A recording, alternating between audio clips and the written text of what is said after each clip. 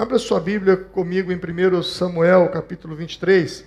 Lembrando a vocês que essa semana nós não teremos célula, ok? Nós concentraremos toda a nossa força aqui. Então, nós não teremos as células, nós faremos um celulão aqui na quinta-feira. E, lembrando a você, líder, que ainda não fez a sua inscrição para a capacitação que acontecerá no sábado, por favor, faça o mais rápido possível. Ainda hoje você tem o link lá no seu grupo de liderança, faça a sua inscrição. Por quê? Porque nós já estamos com 200, quase 300 pessoas já inscritas. Só pastores, tem mais de 40 pastores inscritos nessa capacitação. De vários lugares estarão vindo para cá. Então, sábado, 2 horas da tarde, mas eu preciso que você faça a sua inscrição, para que nós possamos nos organizar para te receber da forma que você merece ser bem recebido lá. 1 Samuel, capítulo 23. Quem encontrou, diga amém. Essa é uma história muito interessante e que nós temos muitos princípios que nós possamos aprender muito com esses princípios dessa história. O texto vai dizer assim: um dia, Davi recebeu a notícia de que os filisteus estavam atacando a cidade de Keila e roubando os cereais das eiras. E Davi perguntou ao Senhor: devo ir e atacá-los? E o Senhor lhe respondeu: sim, vá, lute contra os filisteus e liberte Keila. Contudo, os homens de Davi disseram: estamos com medo, mesmo aqui em Judá. Imagine como seria em Keila para lutar contra os exércitos filisteus. Davi consultou novamente ao Senhor, e mais uma vez o Senhor respondeu: vá a Keila, pois eu entregarei os filisteus em suas mãos. Então Davi e seus homens foram a Keila, massacraram os filisteus, tomaram todos os seus rebanhos e libertaram o povo daquela cidade. Quando Abiatar, o filho de Aimeleque, fugiu para juntar-se a Davi em Keila, trouxe consigo o colete sacerdotal. Saul soube que Davi estava em Keila. Agora ele não tem como escapar de nós, exclamou. Deus o entregou nas minhas mãos, pois ele se enfiou numa cidade com portões e trancas. Saul reuniu todo o seu exército para marchar até Keila e cercar Davi e seus homens. Contudo, Davi soube do plano de Saul e pediu a Abiatar, o sacerdote: traga o colete sacerdotal. Então Davi orou: ó Senhor, Deus de Israel, ouvi que Saul planeja vir e destruir Keila, porque estou aqui.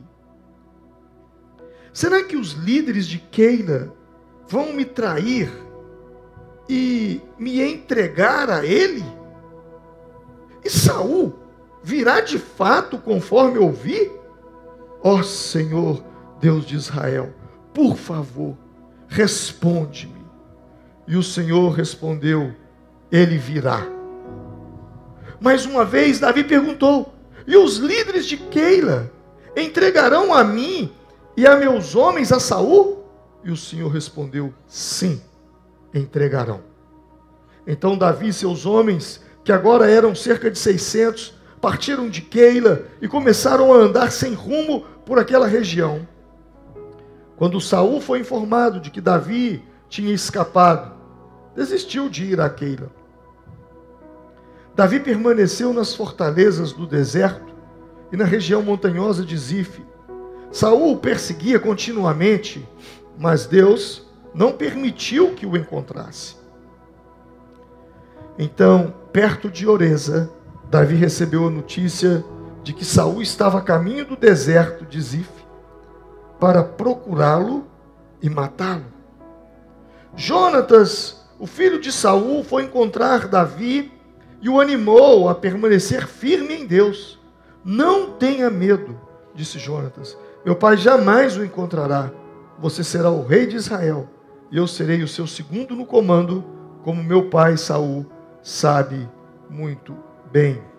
Então os dois renovaram seu compromisso solene diante do Senhor.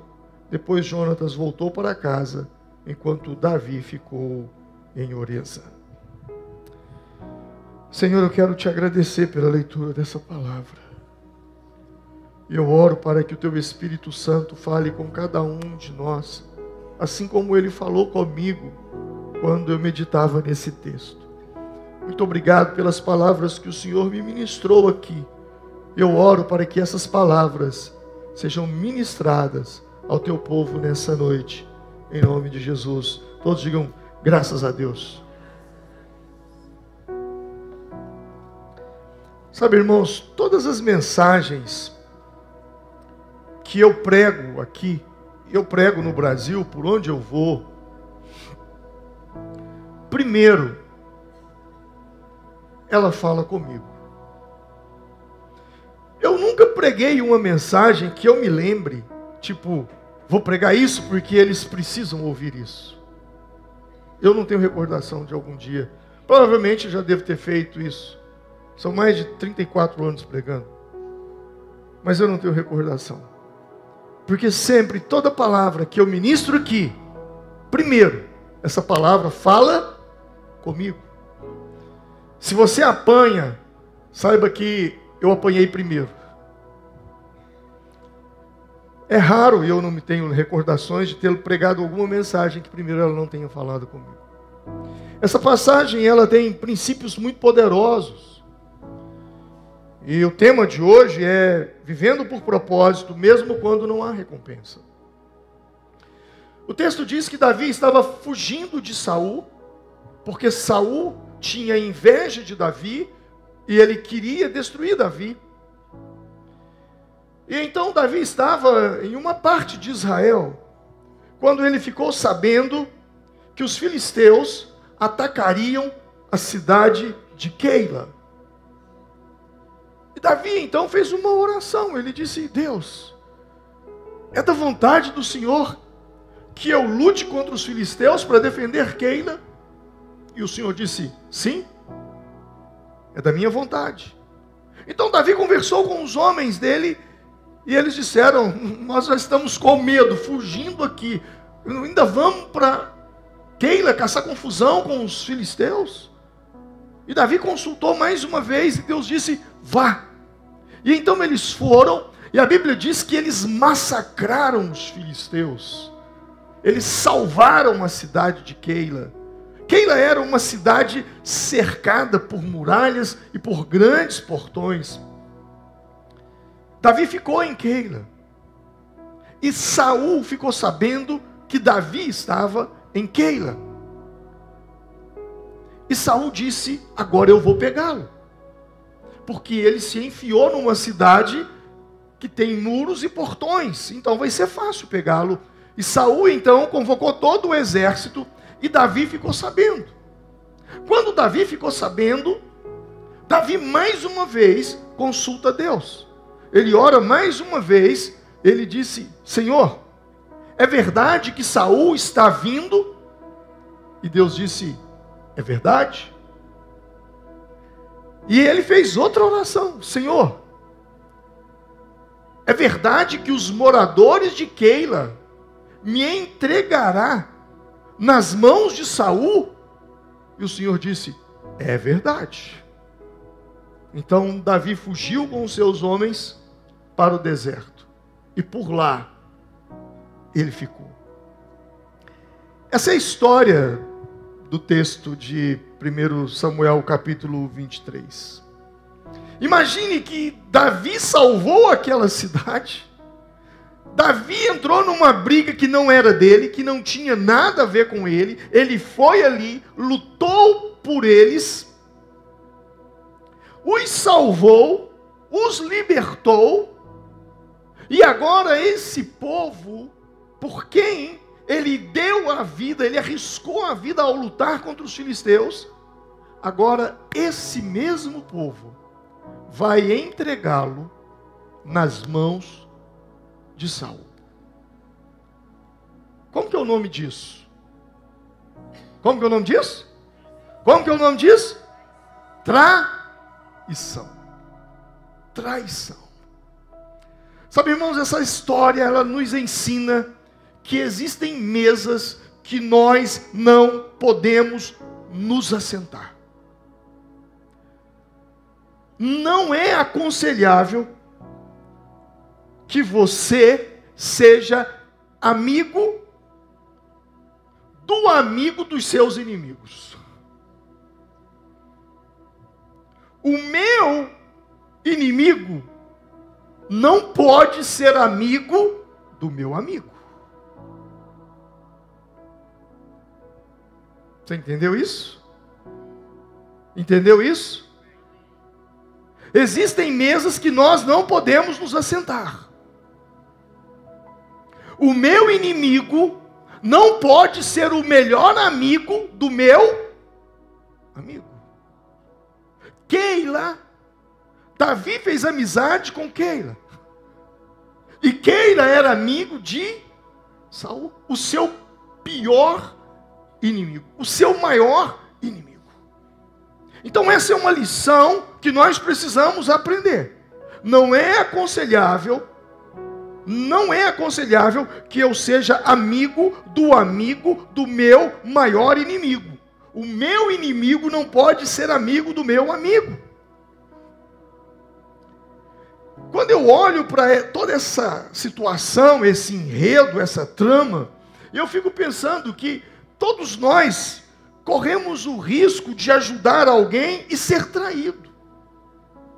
Porém, existem pessoas que se movem por propósito. E Deus nos chama para ser essas pessoas. Pessoas que se movem por propósito. E pessoa que se move por propósito, ela não faz, ela não ajuda, ela não estende a mão esperando gratidão em recompensa. Porque a pessoa que vive por propósito, o que ela faz não por recompensa, mas por missão. Missão de vida. Essa é a minha missão, então eu vou fazer. Se vou receber recompensa, não sei. Se receberei gratidão, eu não sei. O fato é que eu sei que eu faço porque precisa ser feito. A vida, ela é sobre propósito. E quando você entende o seu propósito na vida, tudo fica mais leve. Porque você não faz para Deus. Você faz com Deus. E eu vou repetir isso. Quando você vive uma vida baseada em propósitos, a vida se torna mais leve, porque você não faz para Deus, você faz com Deus. E existe uma diferença de fazer para Deus e fazer com Deus. Às vezes as pessoas olham para mim e dizem: pastor, sua vida deve ser muito pesada. Eu digo: não é pesada, porque eu não carrego toda essa estrutura nas minhas costas. Eu não trabalho para Deus. Se eu trabalhasse para Deus, eu já tinha morrido há muito tempo. Eu trabalho com Deus. Aprenda isso. Não é fazer para o Senhor, é fazer com o Senhor. Aí as coisas se tornam mais leves. Quando você descobrir o seu propósito, você vai encontrar sentido para a sua vida. E a pergunta que vale 1 milhão é: como que eu descubro o meu propósito? Como que eu descubro o que eu nasci para fazer? Existe uma pergunta que responde essa pergunta. Qual é o meu propósito na vida? O que eu nasci para fazer? A pergunta que eu faço é: imagine se todo mundo, todas as profissões do mundo, tudo no mundo, recebesse o mesmo salário, tivesse a mesma renda. Se você recebesse a mesma quantia de dinheiro para fazer qualquer coisa, para ser pedreiro, para ser engenheiro, para ser carpinteiro, para ser médico, para ser enfermeiro, para ser jogador de futebol, para ser motorista, para ser pastor, o que você escolheria fazer? O que você ama fazer? Essa é uma boa pergunta para você descobrir. Independente daquilo que você ganha, o que você escolheria? Quando eu consigo responder essa pergunta, e ela pode ser até mais completa, porque aonde é que a vida tem sentido para você? Aonde é que você se realiza? O que é que te completa? O que você faz? O que você exerce que te torna uma pessoa plena? Isso é propósito. Eclesiastes capítulo 3, versículo 1, diz assim: para tudo há uma ocasião certa, há um tempo certo para cada propósito debaixo do céu. Observe que o texto não está dizendo que existe um tempo para tudo. Não. A Bíblia está dizendo que existe um tempo para todo o propósito. Então não é para tudo. Deixa eu te falar uma coisa. Não vai dar tempo de fazer tudo. A maior loucura que eu e você podemos nos meter é você tentar fazer tudo e não priorizar aquilo que é propósito para a sua vida. Aquilo que é um propósito de Deus. Mas se você priorizar o que é propósito, vai dar tempo. Vai dar tempo. O texto não está dizendo que existe tempo para tudo, não. O texto está dizendo que existe tempo para o propósito. Então a minha prioridade de vida é o propósito. Quando você vive o propósito, quando você prioriza o propósito, você entra nesse estado de plenitude, porque a palavra no hebraico que Salomão usa para propósito aqui, ela é traduzida pela palavra deleite. Deleite. É isso que Salomão está dizendo. É isso que ele está falando. É algo que é prazeroso. Viver o propósito é viver algo que é prazeroso. E nem tudo que é prazeroso é fácil. Pelo fato de, ser prazeroso, então é porque é tudo fácil. Não. O fato de ser prazeroso, aquilo que você faz, não quer dizer que é fácil, não quer dizer que não exista desafios, não quer dizer que você não vai se deparar com obstáculos, com momentos difíceis, com circunstâncias difíceis para a sua vida, não. Mas é prazeroso. Por quê? Porque é aquilo que Deus desejou para você. Provérbios capítulo 10, versículo 22, diz assim: a bênção do Senhor enriquece e com ela não traz o quê? Desgosto. Isso é viver o propósito. É você viver debaixo da bênção de Deus. E quando você vive debaixo da bênção de Deus, você prospera. E você prospera sem ter desgosto. Porque não existe nada pior nessa vida do que você viver uma vida que você não queria viver. Fazer algo que você não queria fazer. É por isso que a maioria das pessoas levantam na segunda-feira e diz: vou para a guerra. Na verdade, a tal guerra que ele está indo é para um lugar que ele não gostaria de estar. Fazer algo que ele não queria fazer. Então é uma guerra.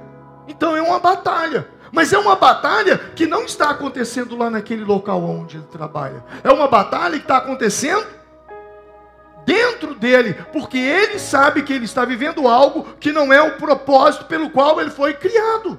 Para o qual ele foi criado.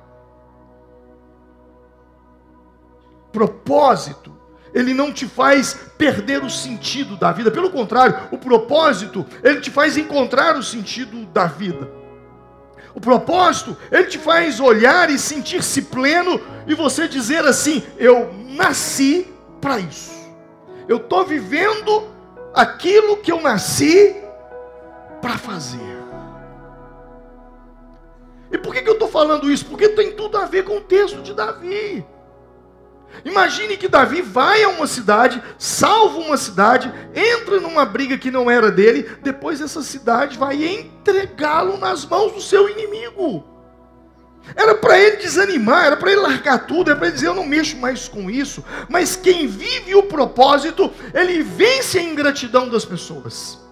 Quem vive o propósito, ele vence a decepção. Mesmo depois de ter libertado a cidade de Queira dos filisteus, Davi foi traído por aqueles que ele havia protegido. É doloroso quando o bem que fazemos se transforma em ingratidão. Mas Davi nos ensina que eu e você não podemos deixar que a traição apague o propósito de Deus para as nossas vidas. Ei, talvez você é um líder de célula e você está desanimado porque alguém que você estendeu a mão, alguém que você ajudou, hoje saiu da sua célula falando mal, colocando defeitos na célula, na sua liderança. Mas eu posso te dizer uma coisa: não deixe a sua missão por causa de pessoas assim. Não deixe a liderança por causa de decepções. Jesus, ele tinha uma célula. Você já parou para pensar na célula de Jesus? Era a célula mais maluca que tinha. Jesus tinha uma célula com um traidor. Como era o nome dele? Judas. Jesus tinha uma célula tinha dois irmãos que eles foram capazes de colocar a mãe num problema da célula. A mãe não tinha nada a ver com isso. Quando eles chamaram a mãe deles para conversar com Jesus, para que ela intercedesse, para que Jesus deixasse eles sentarem à direita de Jesus no reino. A célula de Jesus saiu um pouquinho da célula, eles começaram a brigar para ver quem tinha mais poder. Essa era a célula de Jesus. No dia de maior sofrimento do líder, eles foram dormir. Jesus foi para o Getsemane orar, eles foram dormir. E quando os soldados chegaram para prender Jesus, eles caíram fora. Um deixou até o lençol que ele estava enrolado para trás e saiu nu correndo. Essa era a célula de Jesus. Jesus não desanimou daqueles 12 homens. Jesus não se decepcionou com eles a ponto de dizer: eu desisto. Pelo contrário. Jesus aplicou sua vida na vida daqueles homens. E por causa de Jesus e daqueles homens nós estamos aqui hoje. Não eram os melhores, não eram os intelectuais da nação, eram homens iletrados, indoutos, simples, rudes. E Jesus transformou aqueles discípulos em homens que foram capazes de dividir a história no meio com Cristo. Entre antes de Cristo e depois de Cristo. Por que eu estou dizendo isso? Porque quando Jesus descobriu a traição de Judas, Jesus marcou uma reunião de célula. Num cenáculo. Preparou uma mesa, pães. E naquela noite, Judas traiu Jesus. E Judas saiu e foi vender Jesus por 30 moedas de prata. Preço, naquela época, de uma prostituta. Foi o preço que Jesus foi vendido. Jesus não desanimou. Jesus não fechou a célula. Jesus não desanimou com aquele povo. Judas saiu, mas Jesus permaneceu. Não por causa daquele que saiu, mas por causa daqueles que ficaram. E quando eu olho para Jesus, eu me inspiro nisso. Então, com Jesus eu aprendo que eu não devo me entristecer por aqueles que saem.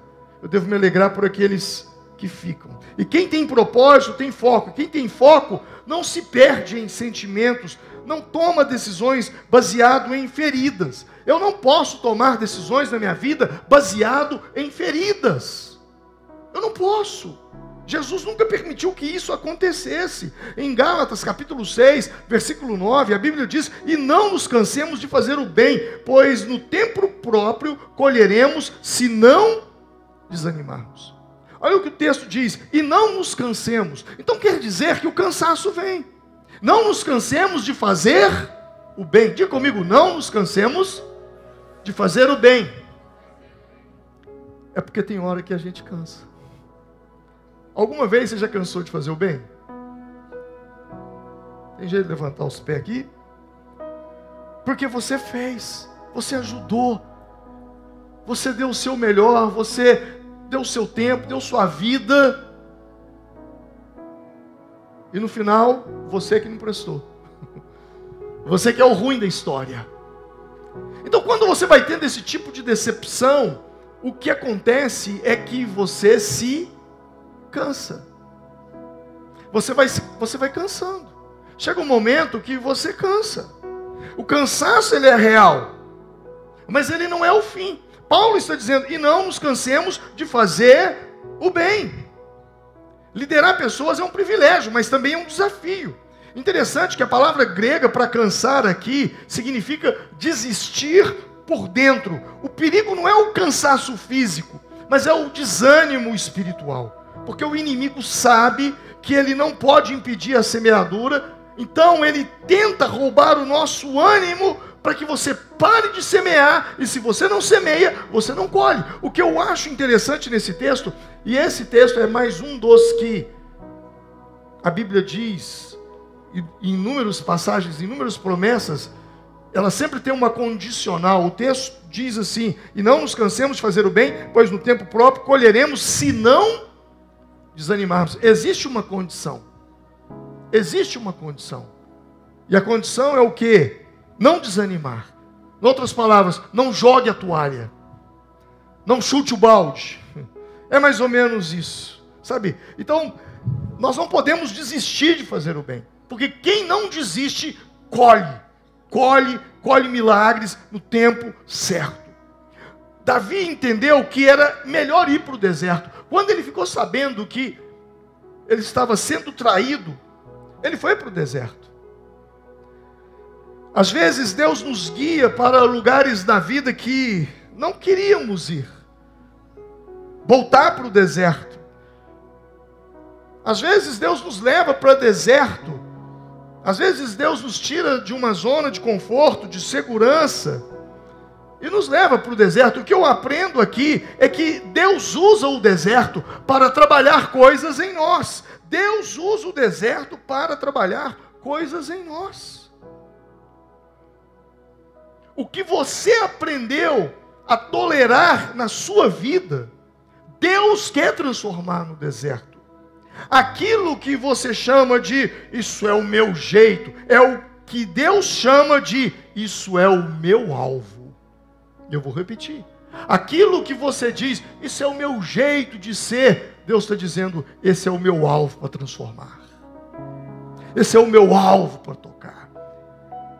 E a oficina de Deus para trabalhar esses alvos dele na nossa vida é no deserto. E aí alguém diz: pastor, eu estou passando por um deserto, eu estou passando por uma fase difícil. E Deus, parece que Deus não fala comigo nessa prova. Deus não fala comigo nesse deserto. É claro. Hoje nós oramos pelos professores, então deixa eu usar de uma metáfora para você entender isso. Por que que muitas vezes no deserto, por que que muitas vezes no meio das provações, Deus não fala conosco? E eu vou te mostrar por quê.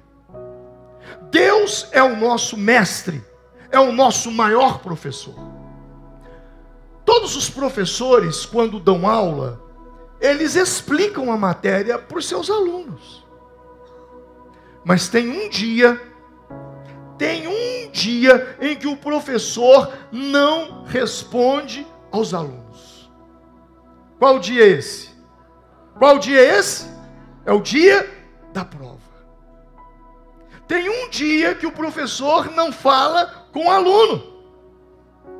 E esse dia é o dia da prova. Quem está entendendo? Pastor, eu estou passando uma prova, Deus não fala comigo. Qual o professor que fala com o aluno no dia da prova? Nenhum professor fala com o aluno no dia da prova. Mas por que ele não fala? Porque ele quer aprender ele quer saber se você aprendeu a matéria.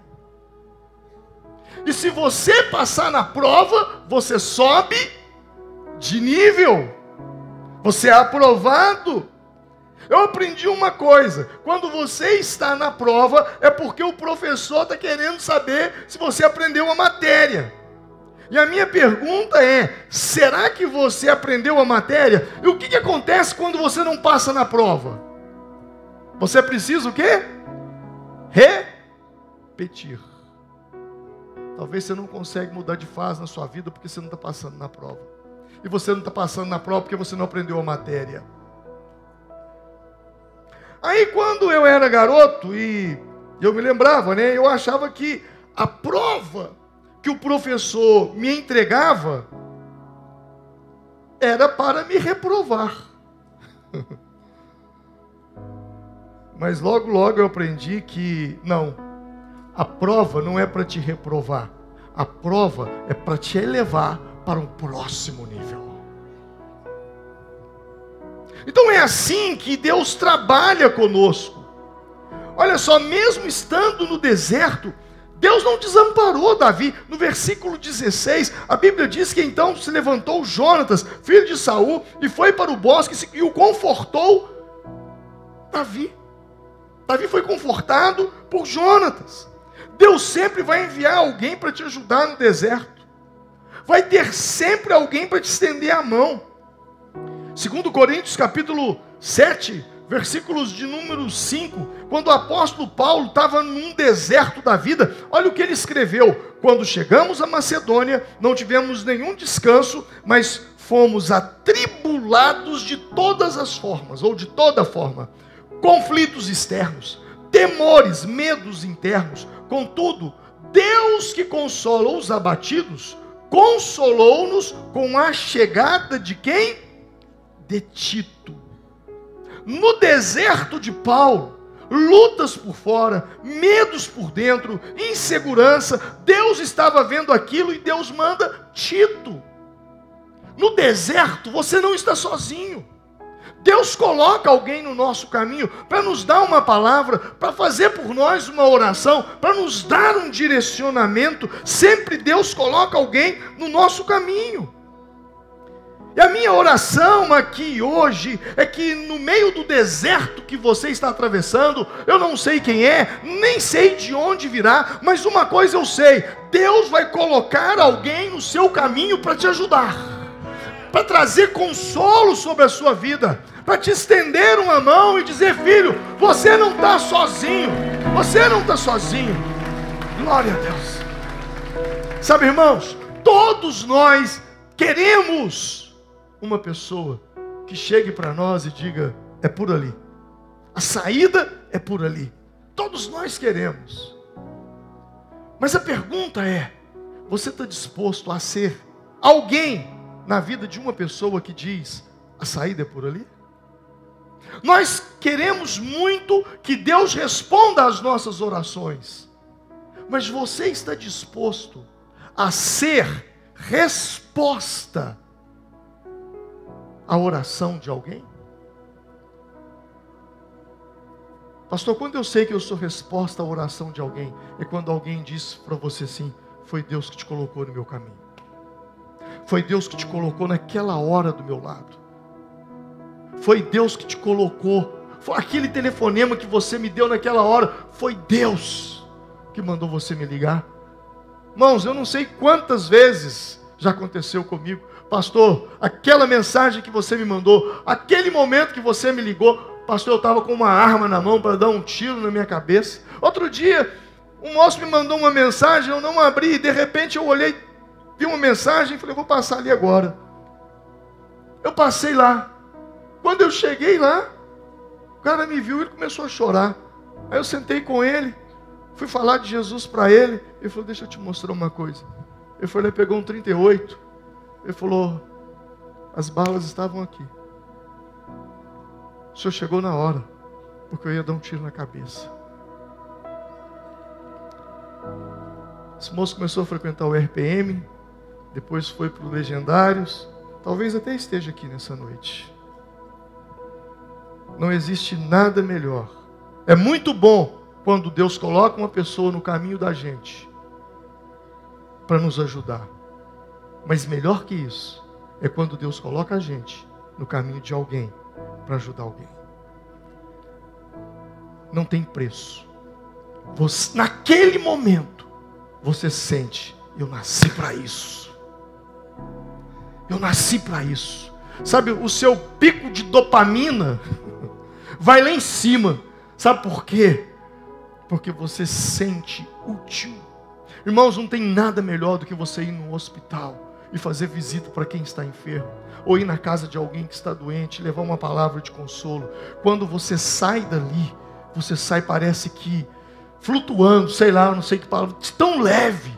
Mas na verdade é porque você encontrou o seu propósito, você encontrou o seu verdadeiro significado na vida. Você não vive em função de você, você vive em função das pessoas. E Davi, ele entendeu isso. Agora, o que me chama a atenção é que Davi não volta para Keila.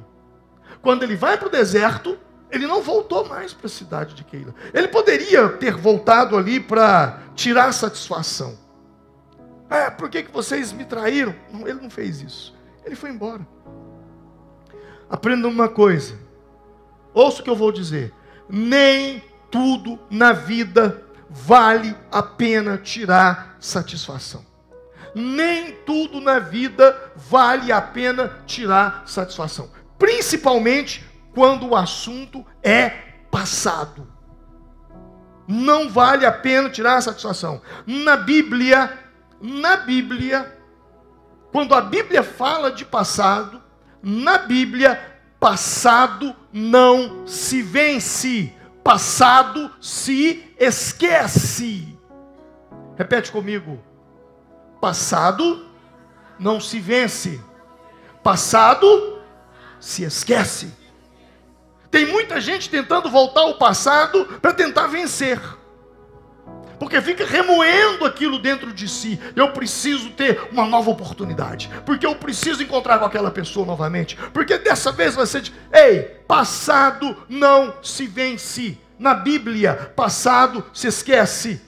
José teve um passado terrível, traído pelos irmãos, vendido como escravo, caluniado, pegou cadeia. Quando ele se transformou governador do Egito, e agora ele se casa, tem um filho, e a Bíblia diz, o primeiro filho de José, José deu o nome de Manassés, dizendo, Deus me fez esquecer todo o meu sofrimento e toda a casa de meu pai.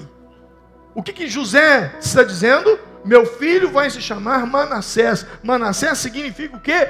Deus me fez esquecer todo o meu sofrimento. Ele poderia, agora eu sou governador, eu vou voltar, e eu vou vingar, e eu vou fazer, e vai acontecer. Não. Quando ele olha para o passado, Manassés, Deus me fez esquecer de todo o passado. José, ele não venceu o passado. Deus o fez esquecer o passado para que ele pudesse viver o propósito no Egito. O esquecimento em Deus é cura e não negação. O passado não se vence com confronto, se vence com esquecimento ou ressignificação. É o que você pode fazer. Filipenses 3,13. O que você não esquece te prende, E o que você entrega a Deus, Deus te liberta. Irmãos, não penso, Paulo falando, não penso que eu mesmo já o tenha alcançado, mas uma coisa faço, o quê?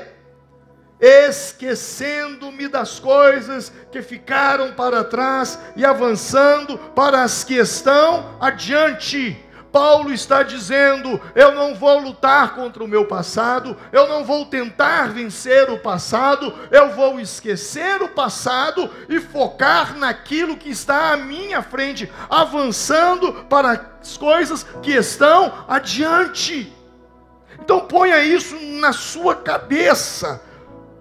Passado não se vence, passado se esquece. O que você não esquece te prende, e o que você entrega a Deus, Deus te liberta. O passado não se vence, passado se substitui pela nova vida em Cristo. 2 Coríntios 5,17. Portanto, se alguém está em Cristo, é nova criação, as coisas antigas já passaram, e eis que surgiram coisas novas.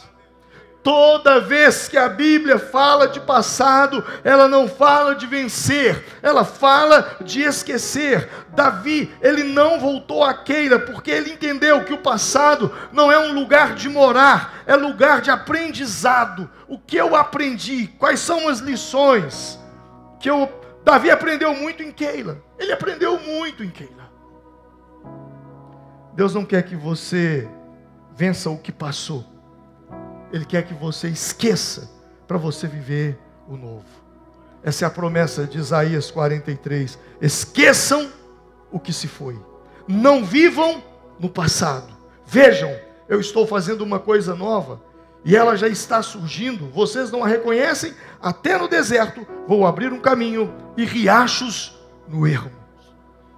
Deus não pede que você lute com o que passou. Ele quer te conduzir ao que Ele está fazendo agora. Quando eu olho para esse texto, eu sou inspirado nessa passagem. Por várias vezes Davi, no versículo 2, no versículo 4, no versículo 10, no versículo 11, no versículo 12, antes de tomar uma decisão, Davi ora. Ele não ora baseado nas suas emoções. Ele ora baseado numa direção de Deus. Antes de agir, ele orava. Antes de mover, ele consultava o Senhor. E por isso, mesmo traído, mesmo cansado, mesmo no deserto, ele nunca perdeu o propósito de vista.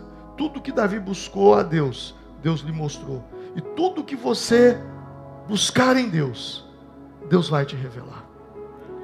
E às vezes Ele revela coisas que a gente não queria nem saber. Porque Deus vai te mostrar quem está com você e quem não está com você. Quando você é fiel a Ele, Ele é sincero com você. O que Davi falou? Deus, é verdade que Saul está vindo? É verdade, Saul. É verdade, Davi. Deus, é verdade que os moradores de Keila entregarão a mim e aos meus homens a Saul? E o Senhor lhe respondeu, sim, entregarão. Deus mostra quem está com você e quem não está com você.